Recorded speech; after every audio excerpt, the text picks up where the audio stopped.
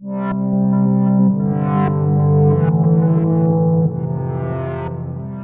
propias palabras a Calvino. Calvino dijo: independientemente de la opinión humana, la Biblia es la palabra de Dios. Es decir, imaginen que el día de hoy todos en la tierra somos incrédulos con respecto a la Biblia, que solamente en toda la tierra Lucy cree en la Biblia. Pues la Biblia es la palabra de Dios.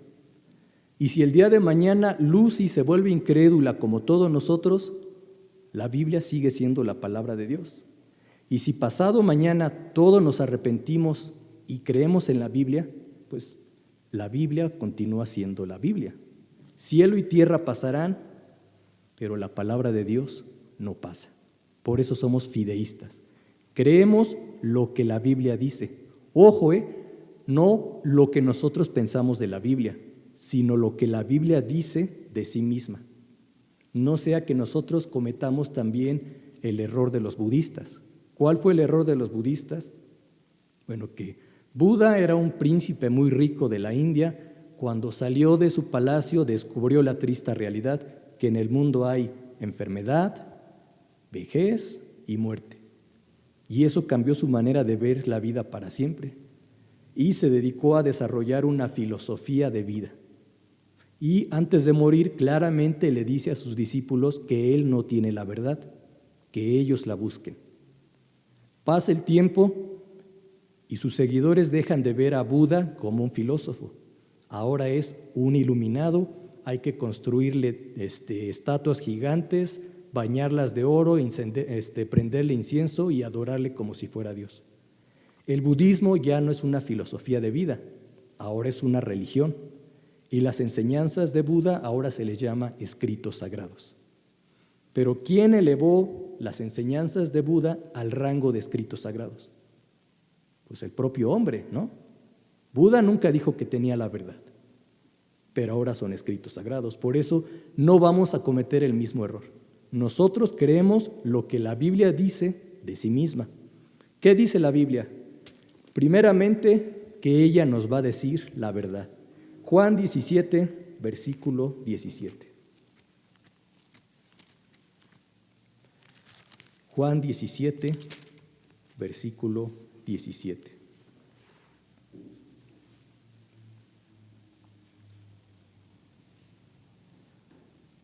Dice la palabra: santifícalos en tu verdad, tu palabra es verdad. No dice verdades a medias, es la verdad de Dios. En segundo lugar, la Biblia nos dice que es una revelación progresiva, que Dios empezó a hablar a la humanidad con los patriarcas, después siguió con los profetas y finalmente, en los últimos días, Dios habló por el Hijo. Busquen, por favor, Hebreos 1, versículos 1 y 2. Hebreos 1, versículos 1 y 2.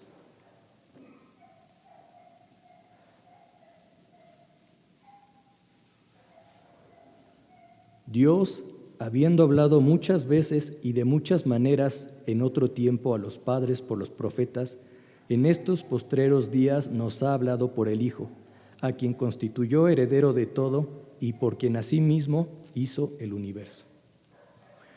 Lo que la humanidad tenía que saber para ser salvo y para aprender a vivir la vida está en este libro. Ya no necesitamos más.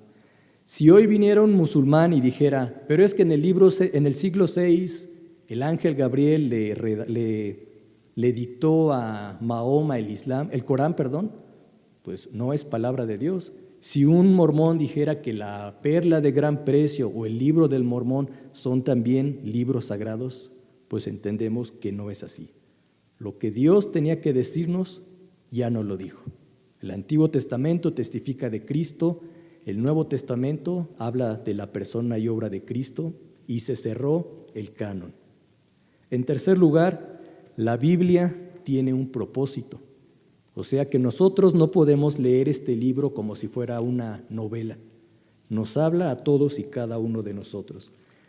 Por favor, busquen 2 de Timoteo, capítulo 3, versículos 15 al 17. Segunda de Timoteo 3, versículos 15 al 17. Y que desde la niñez has sabido las sagradas escrituras, las cuales te pueden hacer sabio para la salvación por la fe que es en Cristo Jesús. Toda la escritura es inspirada por Dios y útil para enseñar, para redarguir, para corregir, para instruir en justicia, a fin de que el hombre de Dios sea perfecto, enteramente preparado para toda buena obra. Que si se levantase, perdón. Si se fijan, es lo que hemos visto en este mes de agosto.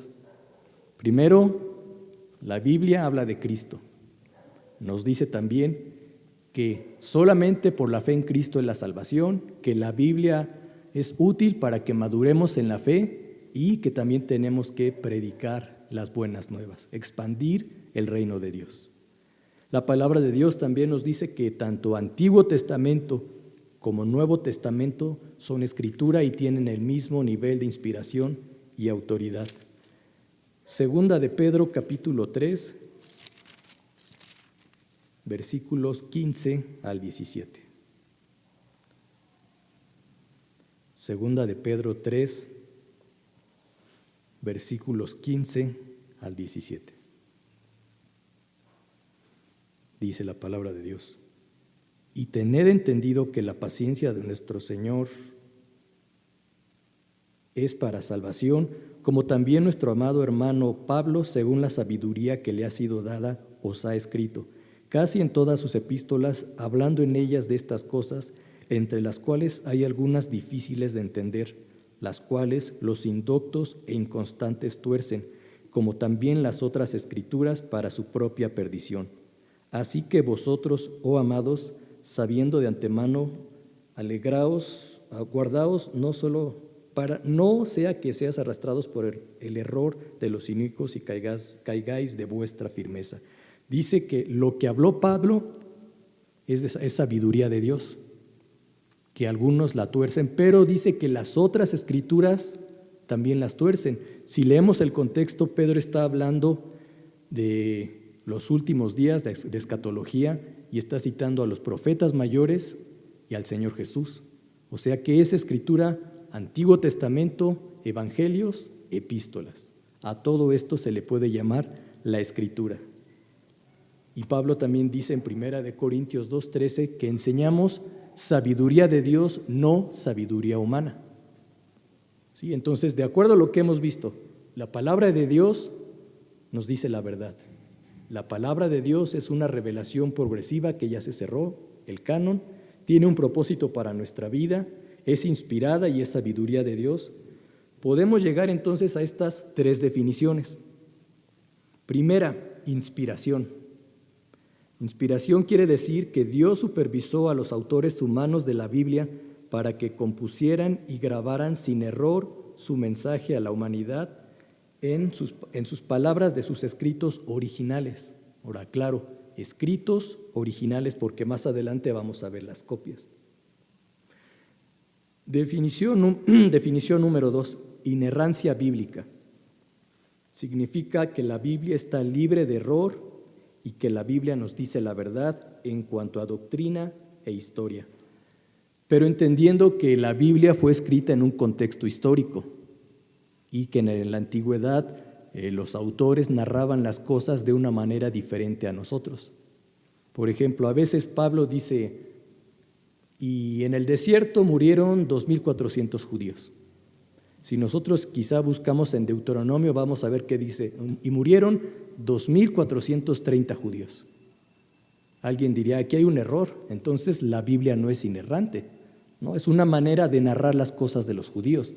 Eran muy dados a redondear cifras o contar los días y los años de manera esencial.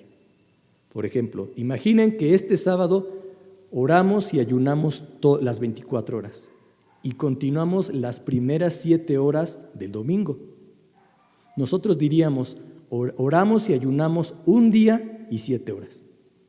Pero un judío diría, oramos y ayunamos 2 días. Porque para el judío lo que suceda el primer minuto de un día debe contarse como un día entero. ¿sí? Entonces, no es que hay un error en la Biblia, es que son maneras diferentes de narrar las cosas. O vemos que Marcos dice que cuando Jesús iba a Jerusalén, había 2 ciegos a los que Jesús sanó. Pero Mateo, cuando narra lo mismo, dice que había un ciego de nacimiento llamado Bartimeo y que le dijo Jesús, Jesús, hijo de David, sáname. Y que Jesús lo sanó y Bartimeo le siguió. Aparentemente hay una contradicción, ¿no? O eran 2 o eran 1. Bueno, Marcos está narrando el hecho histórico, pero Mateo está hablando del que creyó. Para Mateo, el que no creyó, el ciego que fue sano pero se fue, ese no es digno de ser nombrado.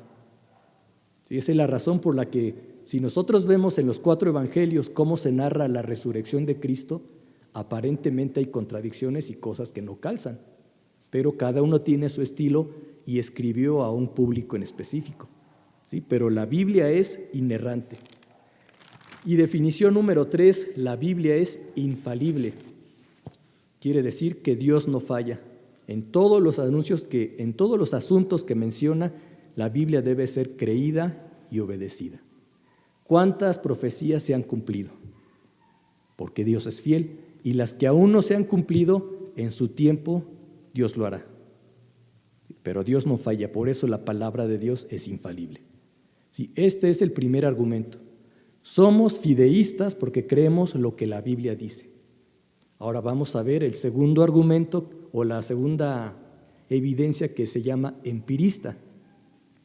Es decir, quizá un joven hoy diga, hermano Oscar, yo soy fideísta, yo creo en lo que la Biblia dice, pero tengo un amigo que no cree en la Biblia. ¿Cómo puedo demostrarle que este libro es completamente distinto a los otros? Que es sobrenatural, que es verdadero. Bueno, por eso se llama empirista. Miren, hay un libro muy bueno, si ustedes lo pueden conseguir. El libro se llama Arqueología Bíblica para Creyentes. El autor es John Albright, se deletrea A-R-G-U-B-R-I-G-H-T. Si no lo consiguen en una librería, en internet, en formato PDF, sí lo pueden encontrar.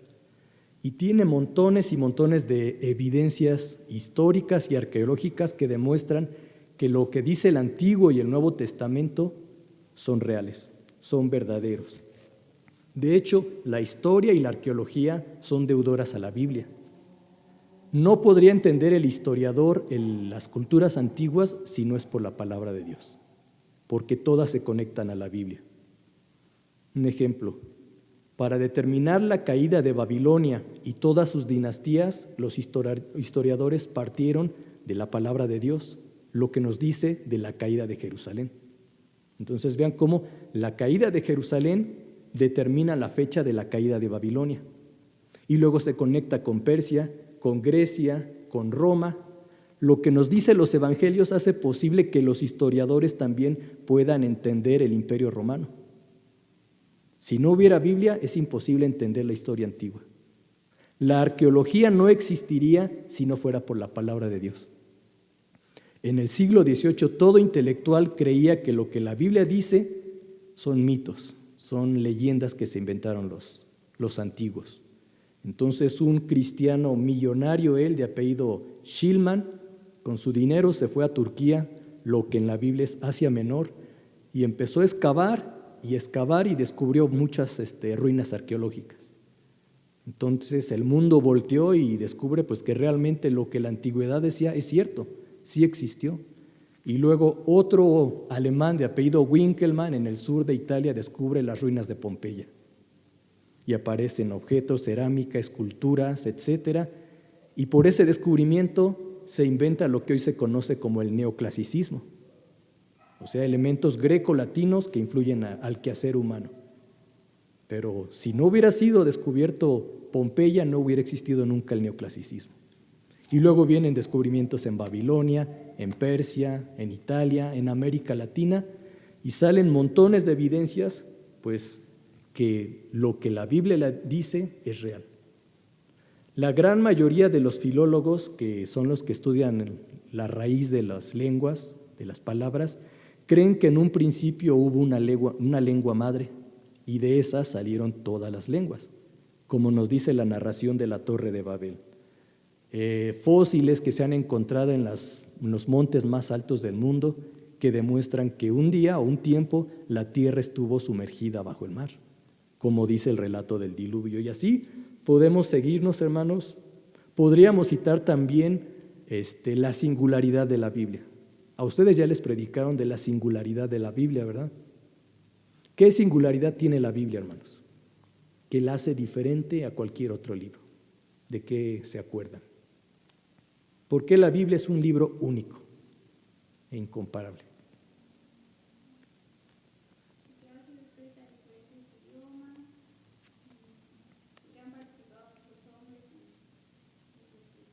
Uh-huh.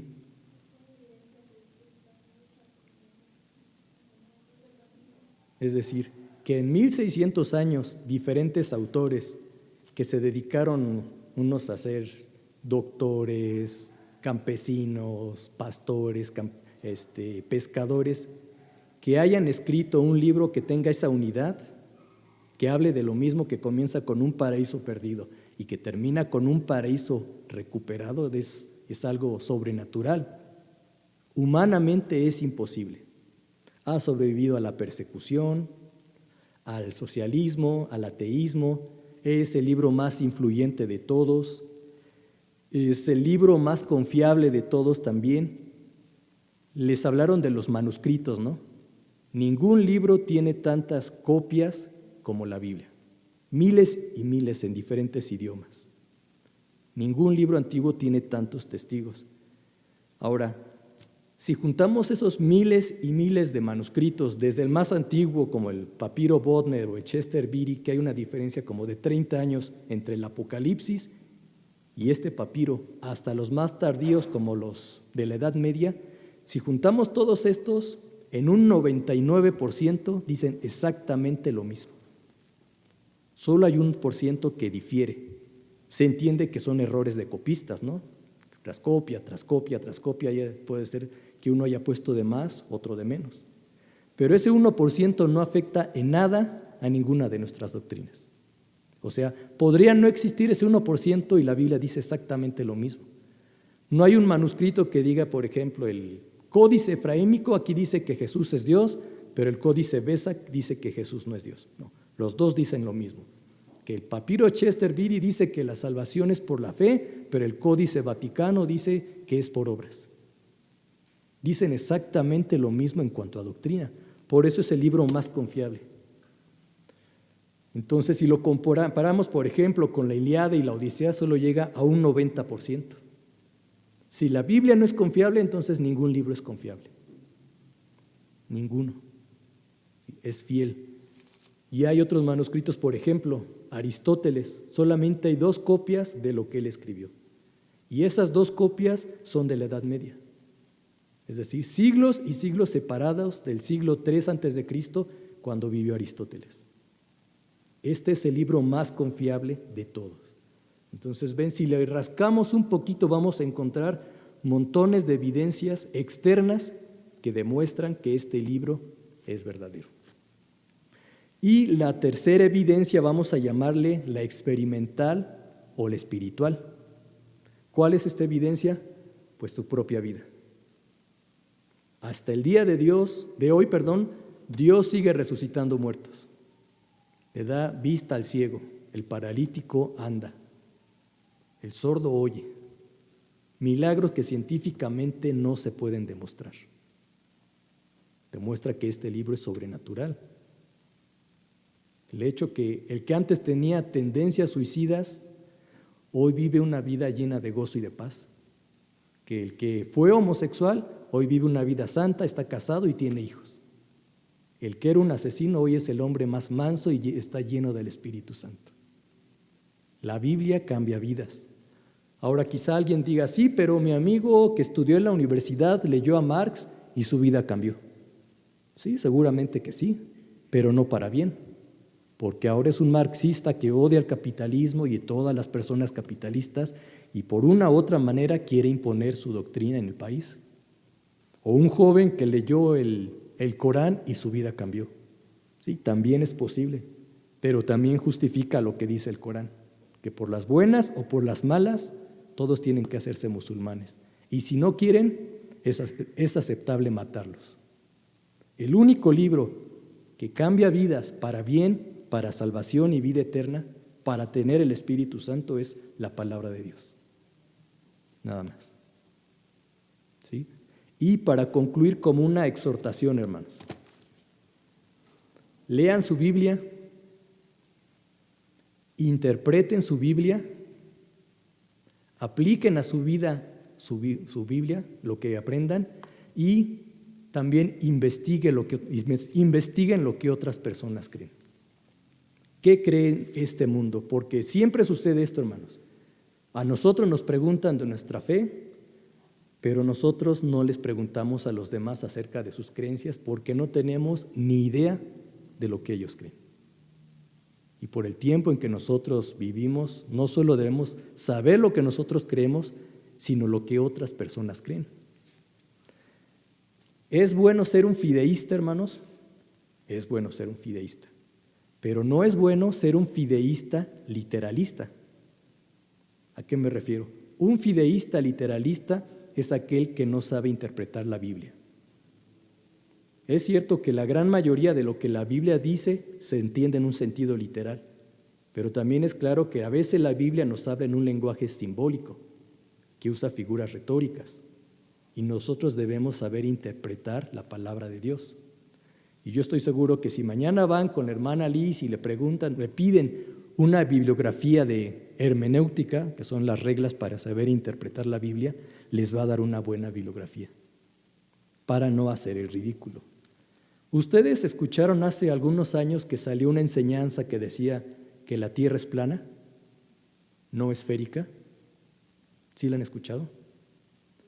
Bueno, muchos eruditos cristianos que se dedican a defender la palabra de Dios han llegado a la conclusión de que esa enseñanza la inventaron unos ateos que se hicieron pasar por cristianos, con un objetivo: dejar en ridículo a los cristianos. Y después de esa enseñanza salió otra que dice que la tierra es cuadrada. ¿Por qué? Bueno, porque en Apocalipsis 7:1 menciona las 4 esquinas de la tierra. Y como un círculo no tiene esquinas, dicen entonces la tierra debe ser cuadrada. Y hay cristianos que creen que la tierra es redonda y que la tierra es cuadrada, porque no se sabe interpretar la palabra de Dios, porque no se tiene un sentido común. Es bien sencillo: tomen una pelota, prendan el foco de su cuarto y empiecen a dar vueltas. Y van a ver que una cara de la pelota está iluminada y otra cara está en la oscuridad. Eso nos demuestra que hay día y que hay noche. Si la tierra fuera plana, tomen una charola de su casa que sea redonda, empiecen a dar vueltas alrededor del foco y van a ver que la cara de la charola siempre está iluminada. O sea que si la tierra fuera plana, no existiría la noche, porque siempre el sol está dando la luz directamente. Aunque gire sobre su propio eje, si la tierra es plana, la noche no existe. Pero si hay día y si hay noche, entonces es porque la tierra es esférica y gira sobre su propio eje. Y entonces hay que estudiar la palabra de Dios, hay que saberla interpretar, cuándo es en un sentido literal, cuándo es en un sentido figurado. Entender lo que les dije hace rato, que los escritores de la Biblia usaban un lenguaje que ya no se usa ahora y que pues se puede malinterpretar. Hay que saber historia de la iglesia también, hermanos. Imaginen, ¿qué pasaría si hoy llega un católico y les pregunta por qué su canon tiene menos libros? ¿Por qué le quitaron libros a la Biblia? ¿Qué responderían?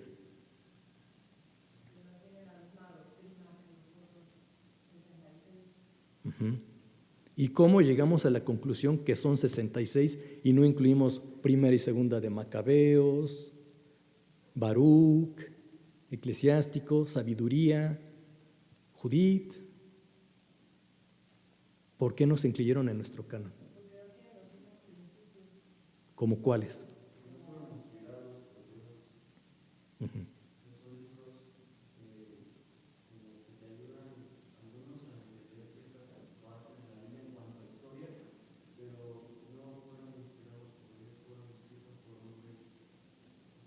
Sí, lo que dice Lucy y lo que dice Moy es muy cierto. ¿Por qué? Porque hay contradicciones doctrinales. Y porque si ustedes lo leen, van a ver, por ejemplo, segunda de Macabeos claramente dice que en ese tiempo Dios no habló a su pueblo, que no había inspiración. Entonces, si Dios no habló en ese tiempo, no pueden ser inspirados. Y si hay contradicciones históricas, cronológicas y doctrinales, y los admitimos en nuestro canon, hermanos, no podríamos decir que la Biblia es inerrante, porque fácilmente nos demostrarían, aquí hay un error histórico, la Biblia se equivocó. Como dice, creo que el libro de sabiduría, ¿no? Que con las limosnas los pecados son borrados. Eso contradice tanto a la gracia como a la ley mosaica. Si fueran canónicos, entonces no hay inerrancia bíblica. Más muchos otros testimonios, ¿verdad? Flavio Josefo, el historiador judío, dijo que en aquellos tiempos, después de Malaquías, Dios no le habló a su pueblo. La Biblia que usó nuestro Señor Jesucristo en Jerusalén no tenía los apócrifos. La Biblia que usaban los judíos de la dispersión o babilónica sí la tenía. Entonces tenemos la seguridad que Jesús fue instruido en el mismo canon que tenemos nosotros. Eusebio de Cesarea, que fue historiador, el primer historiador de la iglesia, cita el mismo canon que tenemos nosotros. Orígenes en el siglo II cita los mismos libros que tenemos nosotros. Incluso este Jerónimo que tradujo la Biblia al latín o la Vulgata, en su introducción dice que los apócrifos no son canónicos, pero los está añadiendo porque el Papa se lo pidió. Entonces vemos cómo la tradición empieza a tener cada vez más y más peso. No son inspirados, pero como la iglesia los lee, vamos a añadirlo al canon. Y ahora resulta que en este tiempo hay 4 cánones: el nuestro, el católico, el griego ortodoxo y el egipcio. Entonces, un católico podría decirnos, ¿por qué le quitaste libros a la Biblia? Pero el ortodoxo le diría al católico, ¿y tú por qué hiciste lo mismo? Y luego el egipcio o copto le diría a los demás, ¿y por qué ustedes le quitaron lo mismo? Le quitaron libros. Porque incluso los coptos en su canon tienen el libro de Enoc. ¿Ven lo que la tradición puede hacer? Añadir, añadir, añadir y añadir. Entonces, esa es la razón por la que nosotros creemos y tenemos la seguridad que la Biblia es palabra de Dios y que estamos en el canon que es correcto. ¿Ven? Entonces, esa es la exhortación. Lean su Biblia, interpreten su Biblia, aplíquenlo para su vida e investiguen para hacer una defensa correcta de la palabra de Dios. Por eso tenemos la seguridad de que este libro es de confianza. Vamos a orar, por favor. Padre, te damos muchas gracias, Dios, por la palabra que tú nos has dado, Dios, porque a través de este testimonio nos has hablado de tu Hijo y hoy tenemos vida eterna y tenemos tu Espíritu Santo. Gracias por este tesoro, Dios, y entendemos que tú nos has dado una responsabilidad grande delante de ti, que es el conocimiento de toda la verdad de Dios para compartirlo, Dios, que no seamos negligentes en cuanto a su conocimiento, sino que cada día no solo la vivamos, sino también la compartamos, Dios, porque esta es tu verdad. Gracias por tu santa palabra en el nombre de Jesús. Amén. Que el Señor les bendiga.